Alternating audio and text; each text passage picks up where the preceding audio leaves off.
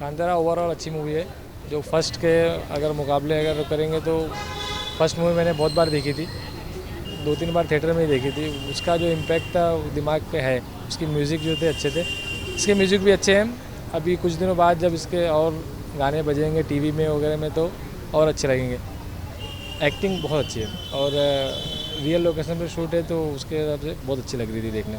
2022 के बाद 2 साल बाद इसका प्रीक्वल आया है, मतलब वेट कुछ कर रहे थे, अलग ही इन लोगों ने कुछ किया है कुछ तो अलग बड़े स्केल पे शूट किया है।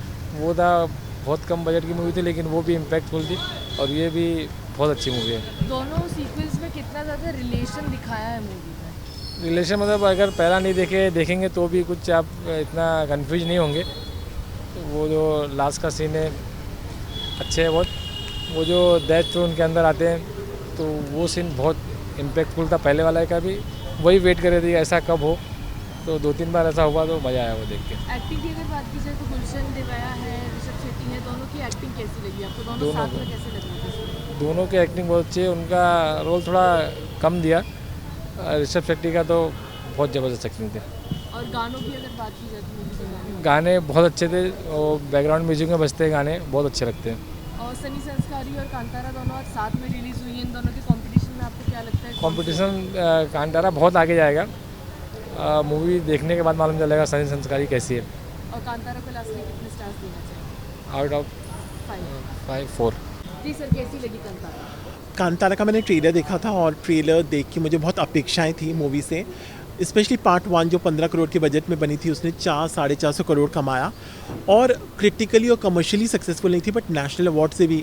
सो फिर एक वैलिडेशन मिल जाता है डायरेक्टर को और एक्टर्स को कि ये कितनी कामयाब होगी कि। और ये मूवी में भी मुझे पहला हाफ थोड़ा सा स्कैटर्ड लगा स्क्रीन प्ले, बट वो बिल्डअप में गया ज़्यादा, तो थोड़ी एडिट हो सकती थी। जो उसके एडिटर हैं सुरेश मल्लैया, उनको मैं बोलना चाहूँगा कि इजीली 20-25 मिनट्स एडिट हो सकती थी। बट ऋषभ शेट्टी का डायरेक्शन बहुत अच्छा है, अजनीश लोकनाथ का बैकग्राउंड स्कोर और म्यूज़िक बहुत अच्छा है। वो कल्चर और ट्रेडिशंस कदम्बा डायनेस्टी को दिखाया गया है बहुत अच्छे से। और बहुत अच्छा सेकेंड हाफ में जो सुपर नेचुरल विजुअल इफेक्ट्स हैं, जो नागा साधुस को वो स्पेशल पावर्स मिली हैं, वो बहुत अच्छे से दर्शाया गया है। The way it has been immortalized on the celluloid it's very powerful and brilliant cinematography by Arvind Kashyap. Direction is good, cinematography, music, every performance is. There is an actress Rukmati Vasant, her role is good. J.R. Ramik south के actor, उनका भी अच्छे role है। हालांकि राजा के role में गुलशन Devaiah, there was room for improvement. I think some other actor could have done more justice, but we can override that. Overall the movie is very good. और अगर गानों की बात की जाए तो हाउ इज द म्यूजिक? हाँ, अजनीश लोकनाथ जो प्रीडोमिनेंटली कन्नड़ा और तेलुगु मूवीज़ के लिए म्यूज़िक देते हैं, तो म्यूज़िक अच्छा है, बहुत अच्छा है। स्पेशली वो जो कल्चर और ट्रेडिशंस हमारे हैं इंडियन माइथोलॉजी के, वो दर्शाना इजी नहीं है कहीं भी। It can fault very easily, but वो उन्होंने संभाल के रखा, सहेज के रखा, वो मुझे खुशी हुई।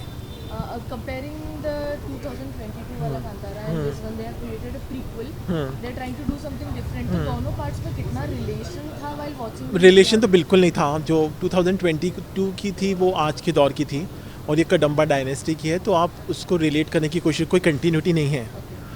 तो it's like they have gone back in time ages, so that way we can not compare. But हाँ, उसके भी लोग नॉर्मली मूवी देख रहे थे, बट वो लास्ट के 20-25 मिनट्स में जो इम्पैक्ट छोड़ा, तो globally people started talking about that movie and global cinema everybody wanted to watch, क्योंकि जो उनकी आंखों में वो जोश था, वो इंटेंसिटी थी, दैट इमोशनल आउटबर्स्ट, वो लोग देखना चाहते थे बड़े पर्दे पर। लोगों ने बहुत अपलॉड किया, being a regional movie also, the way people had appreciated and uploaded the part 1। वैसे सेकेंड पार्ट में भी, उसमें तो 20-25 मिनट के, इसमें काफ़ी लंबे लंबे वैसे सीन्स हैं, तो सेकेंड हाफ में टेक्स अप एंड बहुत अच्छी आपको सिनेमेटोग्राफी देखने को मिलेगी।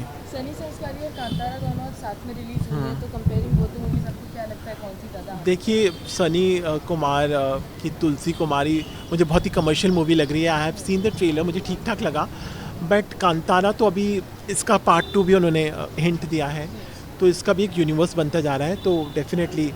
And people globally, language has no barrier, तो हिंदी में भी है, एक्चुअली कन्नड़ा में है, तेलुगु, तो जो भी पार्ट्स अलग अलग लैंग्वेजेस में आ रहे हैं, तो people are still enjoying it, तो ये नहीं है कि साउथ इंडियन सिनेमा है या बॉलीवुड है, तो उसको अगर आपका कंटेंट बहुत अच्छे से एग्जीक्यूट हुआ है बड़े पर्दे पे, तो फिर बात ही क्या, फिर लैंग्वेजेस नो बैरियर, फिर जापानीज़ फिल्म हो या कोरियन फिल्म हो या कोई भी फिल्म हो। कितने स्टार स्टार्स देंगे कांतारा को? देखिए पार्ट 1 थोड़ा वीक होने की वजह से मैं 3.5 स्टार दूंगा, but it could have easily gone till 4.5।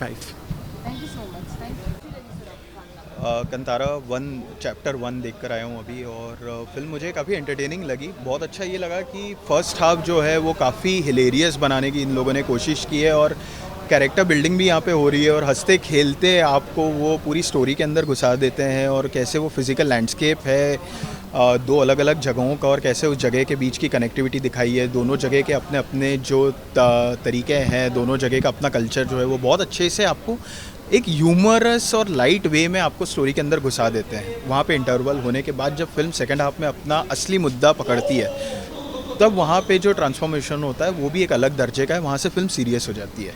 तो दोनों हाफ का जो अपील है टू एन ऑडियंस वो बहुत अलग अलग है। हालांकि मुझे ऐसा लगता है कि सेकंड हाफ जो है उसमें कुछ एक दो सीन्स थे जो थोड़े से 15 या 20 मिनट कम हो सकते थे ओवरऑल, और क्लाइमैक्स जो है इतना रश्ड अप दिखा दिया गया कि मैं जो एक्सपेक्ट कर रहा था कि एक बहुत ही ख़तरनाक लड़ाई दिखाई जाएगी और बहुत ही रुद्र रूप में वायलेंस होगा, जो एक कंतारा का एक बिल्कुल ब्लडी कोल्ड वायलेंस जो दिखाते हैं, हार्टलेस वायलेंस, वो देखने को मिलेगा। बट यहाँ पे हुआ नहीं। क्लाइमैक्स ऐसा लगा कि बिल्डअप होते होते होते होते अचानक से 1 मिनट में ख़त्म कर दिया। वहाँ पे थोड़ा सा डिसअपॉइंटमेंट है, और क्लाइमैक्स के बीच में एक अलग जर्नी चालू हो जाती है, वो मुझे लगता है कि थोड़ा सा डिसअपॉइंट हुआ मैं वहाँ पे। बट ओवरऑल देखिए, हर डायरेक्टर राइटर का एक अपना विजन होता है, तो I think they have done a good job.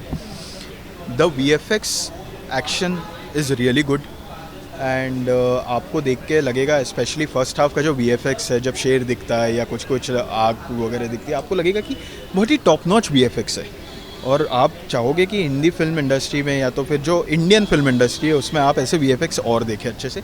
Action बहुत अच्छा है। काफ़ी टाइम ऐसी जो हम बहुत ही हैवीली एक्शन ओरिएंटेड फिल्म्स देखते हैं, उसमें ऐसा होता है कि बहुत बार आपको समझ में नहीं आता है कौन से 2 ग्रुप लड़ रहे हैं, कौन सा किस ग्रुप का आदमी है और क्या लड़ाई हो रही है। पर यहाँ पे कहीं ना कहीं उस चीज़ को भी बहुत अच्छे से डिफ्रेंशिएट किया गया है, by their looks, by their costume, by a lot of small basic details. तो मुझे लगता है वो बहुत अच्छा काम किया। एक्टिंग देखिए, Rishabh Shetty is the star of the film, तो उन्होंने अपना काम बहुत ही अच्छे से किया है। ठीक है, उनका एक कॉमिक एलिमेंट भी है, उनका एक्शन एलिमेंट भी है, उनका एक जो उन पे गरुड़ा अवतार आ जाता है वो एलिमेंट भी है, तो उनका काम तो देखिए बहुत अच्छा है। ये तो मतलब हाईलाइट ऑफ कंतारा है, तो उनके बारे में तो अब बात करना ऐसा हो जाएगा कि आप मतलब ऑब्वियस को क्या ही स्टेट करोगे। What I really loved is the role, the character played by, the performance by the female lead. Okay, मुझे उनका नाम याद नहीं आ रहा, I am so sorry, but उन्होंने अपना काम बहुत अच्छे से किया। She is looking really pretty on the screen. Her dialogue delivery, expressions and her character transformation, the shades of a character बहुत अच्छे से, एंड कहीं ना कहीं इसका क्रेडिट जो है राइटर को भी है, और राइटर ने जो लिखा है उस चीज़ को अगर इन्होंने स्क्रीन पे बहुत अच्छे से ढाला है तो a big credit to her as well. Gulshan Devaiah देखिए बहुत ही अमेजिंग एक्टर है, और उनको देख के मज़ा आता है। थोड़ा डिसअपॉइंटेड ये हूँ कि गुलशन देवैया का जो कैरेक्टर है, मुझे लग रहा था कि कहीं ना कहीं उसका एक इतना रुद्र ट्रांसफॉर्मेशन दिखेगा कि जो फर्स्ट हाफ में हमने उनको एक हिलेरियस कॉमिक, एक लेड बैक राजा के रूप में देखा है, वो एक बिल्कुल भयावह रुद्र अवतार में आएंगे, और फिर जो एक वॉर होगी उनके और ऋषभ शेट्टी के बीच में, वो मैं एंटिसिपेट कर रहा था। हालांकि वैसा हुआ नहीं, और बहुत ही ज़्यादा डिसअपॉइंटेड हूँ मैं, क्योंकि गुलशन देवैया जब अपने नेगेटिव अवतार में आते हैं तो कहीं ना बिना डायलॉग दिए सिर्फ उनका जो एक्सप्रेशन है, सिर्फ आंखें भी उनकी बहुत कुछ बोल जाती हैं, और मैंने वो एलिमेंट उनकी एक्टिंग का, उनके एक्सप्रेशन का मिस किया स्क्रीन पर। 10 की कितने स्टार्स देना चाहिए? 3.5 स्टार दूँगा।